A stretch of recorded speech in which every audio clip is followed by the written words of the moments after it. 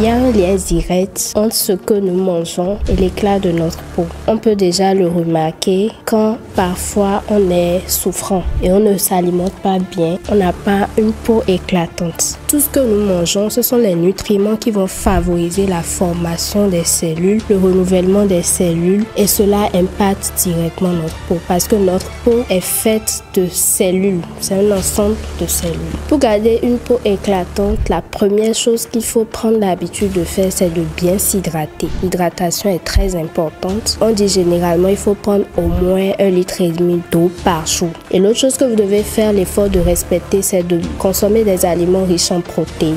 Parce que les protéines entrent dans le renouvellement des cellules. Vous devez également consommer des aliments riches en bêta-carotène. L'autre chose que vous devez faire l'effort de respecter, c'est de consommer des aliments riches en vitamine C, comme les agrumes. De façon générale, prenez l'habitude de consommer assez de fruits et légumes. Les fruits et légumes non seulement vous hydratent, mais les fruits et légumes vous apportent également des nutriments qui vont faire du bien à votre peau, qui vont favoriser l'éclat de votre peau.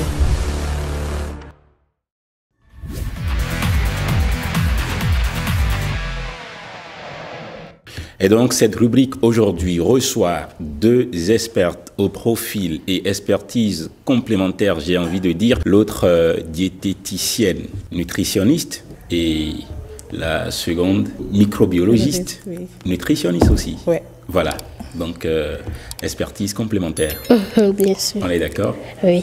Ben, nous démarrons par vous, Rebecca Sabouran, bonsoir, bienvenue. Bonsoir Marcel, bonsoir le plateau, bonsoir chers amis téléspectateurs. Bonsoir, c'est un plaisir une fois encore de vous recevoir sur ce plateau. Entre l'alimentation et la peau, quel est le lien qu'on peut tout de suite faire? Il y a un lien direct entre ce que nous mangeons et l'éclat de notre peau.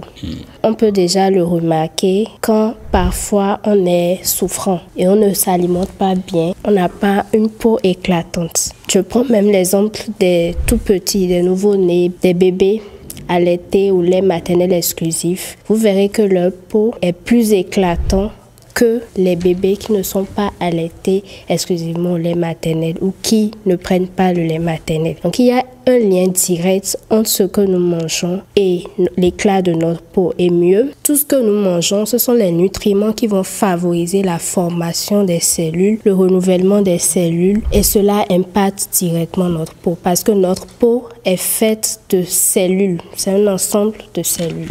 Très bien. Et déjà, quels sont les aliments que vous, en tant que diététicienne, vous allez conseiller, vous allez recommander? Des aliments à privilégier pour garder une peau. Pour garder une peau éclatante, la première chose qu'il faut prendre l'habitude de faire, c'est de bien s'hydrater. L'hydratation est très importante. On dit généralement il faut prendre au moins 1,5 litre d'eau par jour. De toute façon, ça dépend de votre poids aussi. Voilà, ça c'est le général. Mais de façon spécifique, vous pouvez calculer vos besoins en eau en une journée. C'est entre 30 ml et 60 ml par kilo de poids. Par kilo de poids, voilà. 30 ml et 60 ml. Entre 30 et 60, voilà. Au milieu. Si par exemple vous pesez 50 kg, vous prenez 30 litres fois 50, ça fait 1,5 litre. Mais si vous pesez 70 kg, vous faites 30 fois 70, ça fait 2,10 litres que vous devez prendre par jour, au moins. Vous pouvez aller jusqu'à la borne de 60 ml et même plus. Avant de parler de toxicité en eau, il faut aller jusqu'à 20 litres d'eau. Voilà, donc il faut bien s'hydrater pour avoir une peau éclatante. Et l'autre chose que vous devez faire l'effort de respecter, c'est de consommer des aliments riches en protéines. Parce que les protéines entrent dans le renouvellement des cellules. Et quand on parle d'aliments protéinés, c'est tout ce qui est poisson, tout ce qui est viande, tout ce qui est œufs, tout ce qui est fromage, etc. Vous devez également consommer des aliments riches en bêta-carotène. C'est dont les nutriments font du bien à la peau. Quand on parle de bêta-carotène, c'est déjà, on peut retrouver la bêta-carotène dans la mangue par exemple. Consommer la mangue vous aiderait à avoir une peau vraiment éclatante. Consommer la mangue, mais pas de façon exagérée, de façon vraiment modérée. L'autre chose que vous devez faire l'effort de respecter, c'est de consommer des aliments riches en vitamine C, comme les agrumes. Les agrumes, on parle d'orange, on parle de clémentine, on parle de pamplemousse, de citron. L'ananas aussi est riche en vitamine C. De façon générale, le poivron aussi, comme on le voit sur l'écran. Et de façon générale, prenez l'habitude de consommer assez de fruits et légumes. Les fruits et légumes non seulement vous hydratent, mais les fruits et légumes vous apportent également des nutriments qui vont faire du bien à votre peau, qui vont favoriser l'éclat de votre peau. Voilà. Les antioxydants, vous mettez les agrumes dedans, c'est ça? Oui, les antioxydants, la vitamine C par exemple est un antioxydant. C'est ça. Donc dans les agrumes, on peut retrouver d'autres antioxydants. Il y a plusieurs antioxydants. Quand vous consommez les fruits, les légumes de façon générale, vous aurez assez d'antioxydants. Certains aliments, d'accord, peuvent-ils aider vraiment, mais de façon naturelle, à ralentir le vieillissement? Ralentir le vieillissement, je dis oui, mais le mode de vie aussi participerait beaucoup.